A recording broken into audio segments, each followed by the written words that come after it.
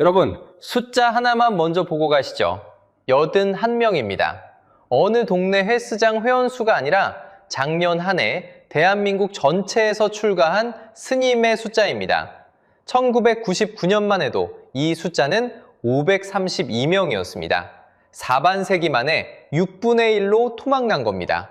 그런데 여기서 그건 스님들 사정이지 나랑 무슨 상관이야 하셨다면 이 영상은 끝까지 보셔야 합니다.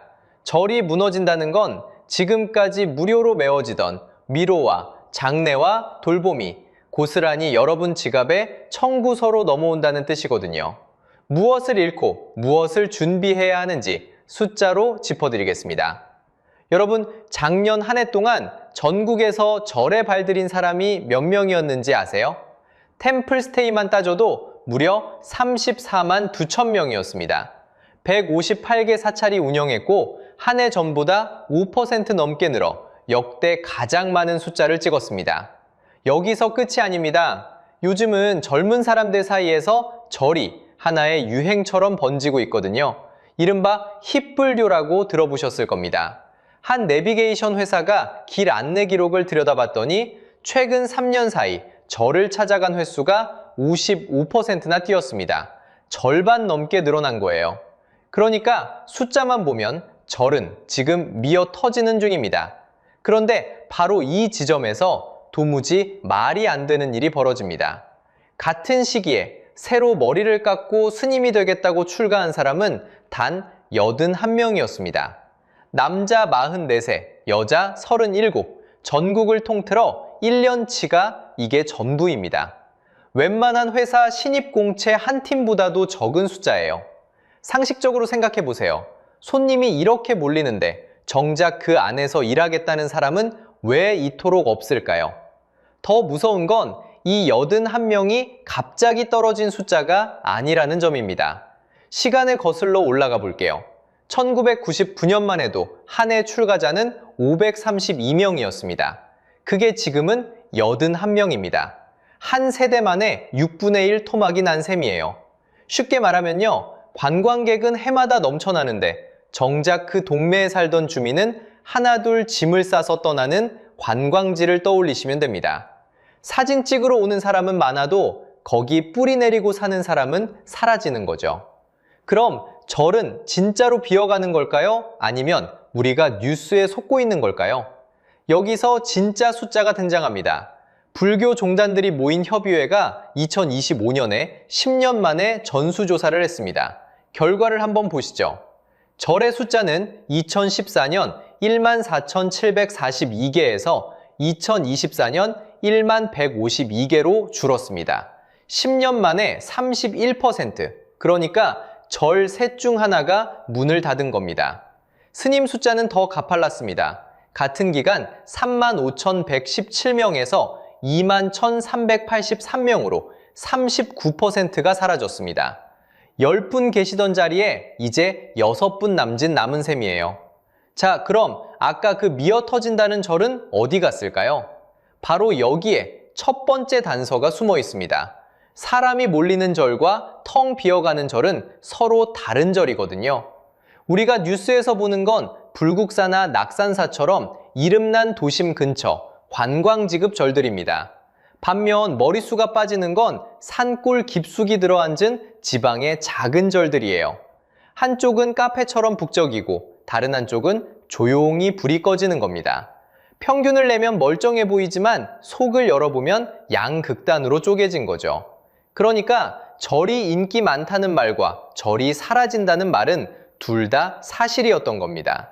그런데 이건 어디까지나 겉으로 드러난 첫 번째 단서일 뿐입니다. 절이 왜 이렇게까지 무너지는지 그 원인은 결코 하나가 아니었습니다. 파고 들어가 보니 정확히 4겹으로 차곡차곡 쌓여 있었거든요. 자, 그럼 절은 도대체 왜 이렇게까지 비어가는 걸까요? 원인을 파보니 한두 개가 아니었습니다. 정확히 4겹으로 쌓여 있었거든요. 첫 번째 겹은 탈종교화입니다. 쉽게 말하면 종교를 아예 안 가진 사람이 다수가 됐다는 뜻이에요. 2024년 기준으로 우리나라 사람 둘 중 한 명은 무종교입니다. 정확히 51%예요. 길에서 두 명을 붙잡으면 그중 한 명은 믿는 종교가 없다는 겁니다. 이게 언제 뒤집혔을까요? 2015년 인구주택 총조사에서 무종교가 56.1%를 찍었습니다. 사상 처음으로 종교 없는 사람이 종교인을 넘어선 순간이었죠.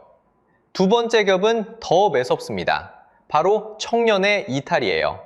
미래의 신자가 통째로 빠져나간 겁니다. 20대 종교인 비율을 보면요. 2004년엔 45%였습니다.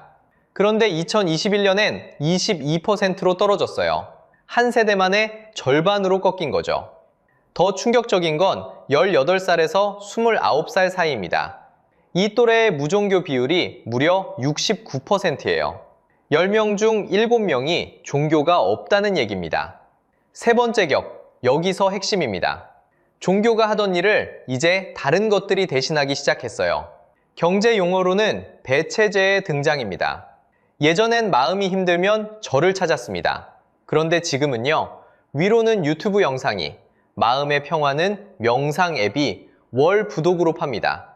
사람을 만나고 싶으면요, 굳이 종교 모임에 안 가도 됩니다. 취미 동호회 앱 하나면 끝이거든요. 쉽게 말하면 이런 겁니다. 예전엔 위로와 만남을 절이 거의 독점했어요.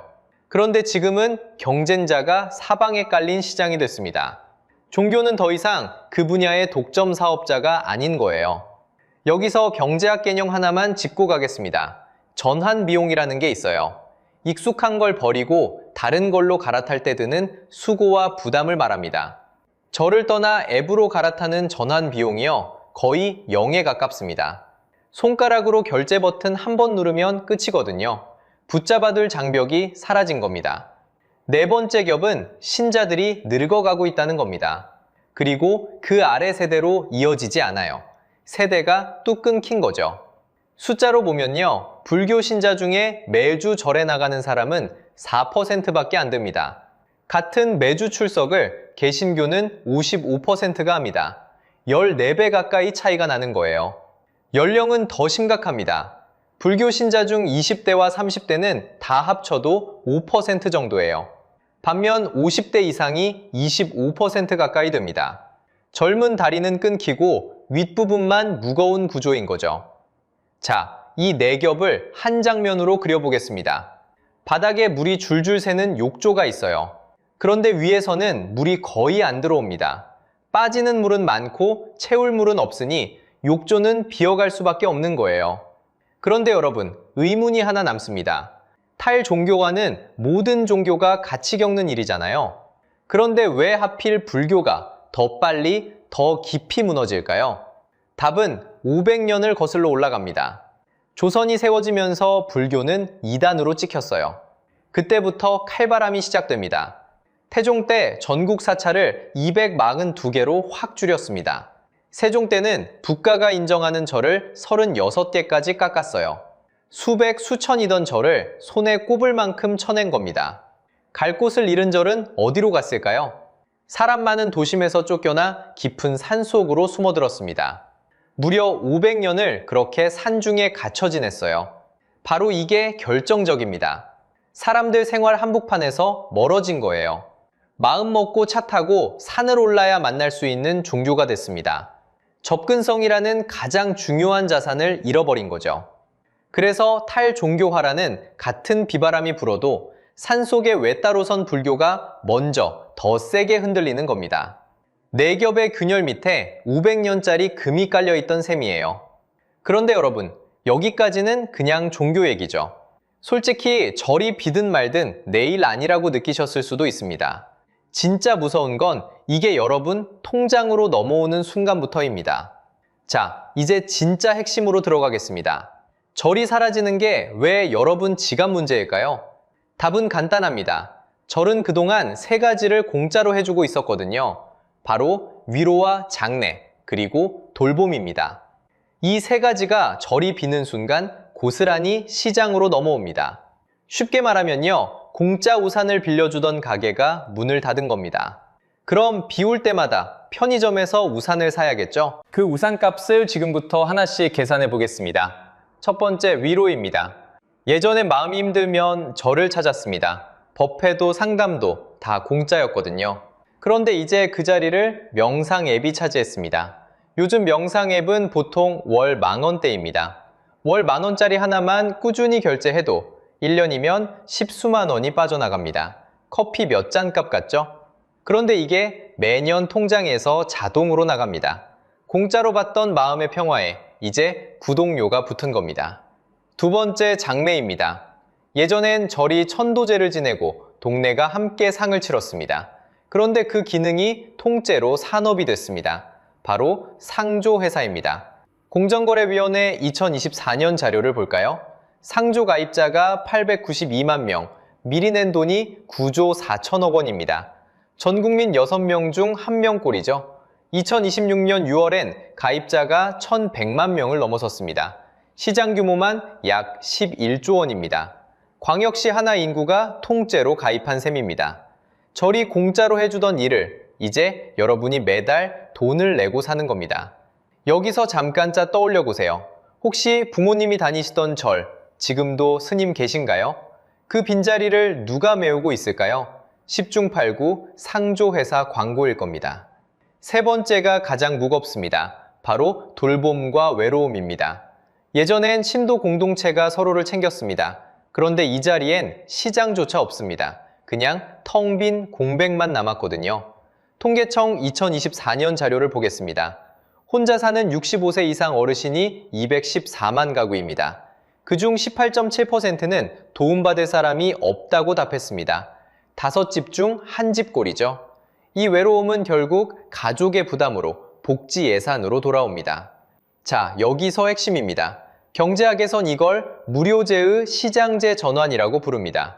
공짜로 쓰던 게 돈 내고 사야 하는 상품이 되는 거죠. 게다가 한 번 가입하면 빠져나오기 어렵습니다. 이런 걸 포로시장이라고 합니다. 다른 선택지가 없어 울며 겨자 먹기로 값을 치르는 구조죠. 결국 절이 공짜로 메우던 청구서가 이제 여러분 앞으로 날아오는 겁니다. 그리고 이 모든 일을 우리보다 한 세대 먼저 겪은 나라가 있습니다. 바로 일본입니다. 여러분, 이게 우리만의 일일까요? 아닙니다. 우리보다 딱 한 세대 먼저 같은 길을 걸은 나라가 있습니다. 바로 일본입니다. 일본의 절은 약 7만 7천 개에 달합니다. 일본 곳곳에 깔린 편의점 수보다도 많습니다. 여기에 신사까지 더하면 편의점의 3배에 이르는 규모입니다. 그런데 그 많던 절에서 주지 스님이 없는 빈절이 속출하고 있습니다. 신도가 줄고 시주가 끊기니 절을 지키던 스님이 부업으로 생계를 잇는 일까지 벌어집니다. 교토대학은 2040년까지 일본 사찰의 약 30%가 사라질 거라 내다봤습니다. 10곳 중 3곳이 문을 닫는다는 얘기입니다. 한 보고서는 일본의 지자체 896곳이 소멸 위기라고 경고했습니다. 동네 자체가 통째로 지도에서 지워질 위기인 겁니다. 그러면 여러분은 이렇게 생각하실 겁니다. 일본도 저런데 우리는 좀 천천히 가지 않을까? 그런데 여기서 핵심입니다. 한국은 일본보다 더 빠르고 더 깊게 무너집니다. 이유는 2가지입니다. 첫째, 우리의 고령화 속도입니다. 일본이 반세기에 걸쳐 천천히 늙었다면 한국은 그 늙음을 20년 만에 압축해서 겪고 있습니다. 둘째, 더 결정적인 차이가 있습니다.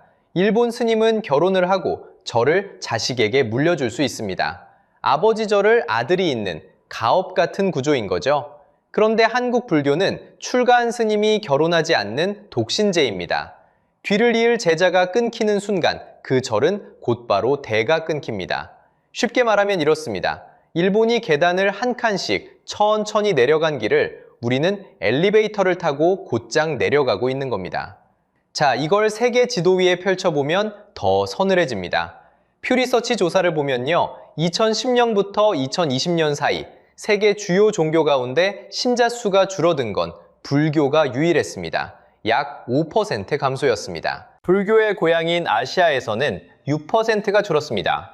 그런데 같은 기간 북미의 불교 인구는 27% 늘었습니다. 유럽도 26% 증가했습니다. 참 묘한 풍경입니다. 불교가 태어난 동양에서는 등불이 꺼져가는데 명상과 마음 챙김으로 불교를 소비하는 서양에서는 오히려 커지고 있는 겁니다. 그럼 한국 불교가 손을 놓고만 있느냐? 그건 아닙니다. 살아남으려는 몸부림은 분명히 있습니다. 절에서 하룻밤 묵는 템플스테이가 인기를 끌고 스님이 짝을 이어주는 만남 프로그램까지 등장했습니다. 조계종이 운영한 나는 절로라는 행사가 대표적입니다.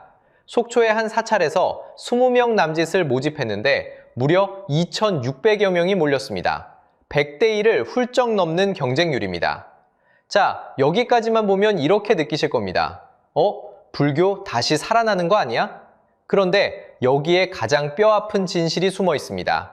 실제로 비종교인이 가장 호감을 느끼는 종교 1위가 바로 불교입니다. 그런데 그 호감이 신자로 이어지지는 않습니다. 절 옆자리에 잠깐 쉬러 오는 사람은 많아도 제자가 되겠다는 사람은 없는 겁니다. 호감은 표가 아니라 구경입니다. 결국 좋아하는 마음과 믿는 발걸음은 전혀 다른 얘기인 거죠. 그럼 우리는 그저 손 놓고 당하기만 해야 할까요? 아닙니다. 자, 그럼 여러분은 뭘 준비해야 할까요? 막막해 하실 필요 없습니다. 오늘부터 점검할 건 딱 3가지입니다. 첫째, 부모님과 노후와 장래 이야기를 미리 나눠보세요. 불편한 주제죠? 그런데 닥쳐서 정하면 가장 비싸집니다. 어떤 방식을 원하시는지, 비용은 어느 정도로 생각하시는지 미리 맞춰두세요.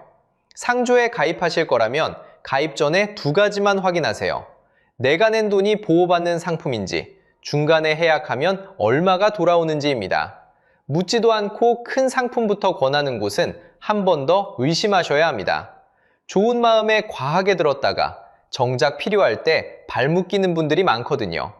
둘째, 절이 메워주던 돌봄과 관계의 빈자리를 미리 채워두세요.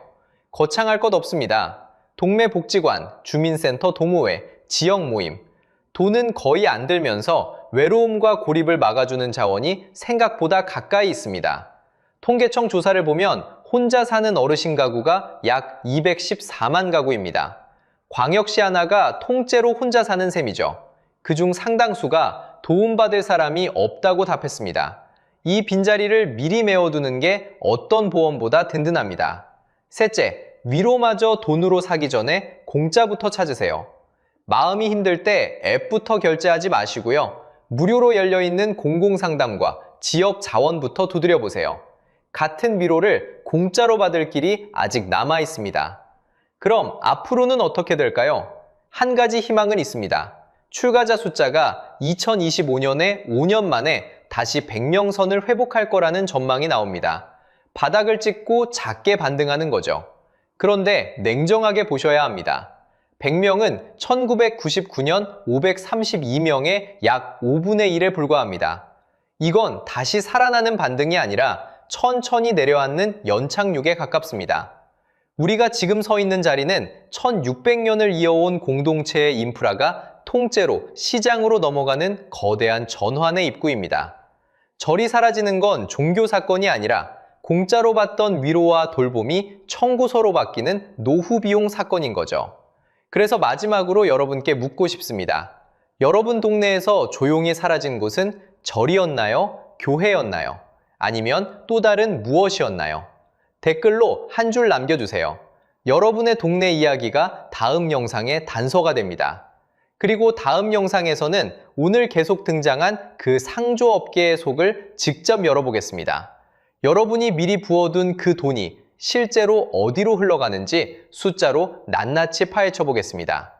오늘 영상이 유익하고 재밌으셨다면 구독과 좋아요 부탁드리겠습니다. 영상 제작에 큰 힘이 됩니다. 다음 영상에서 뵙겠습니다.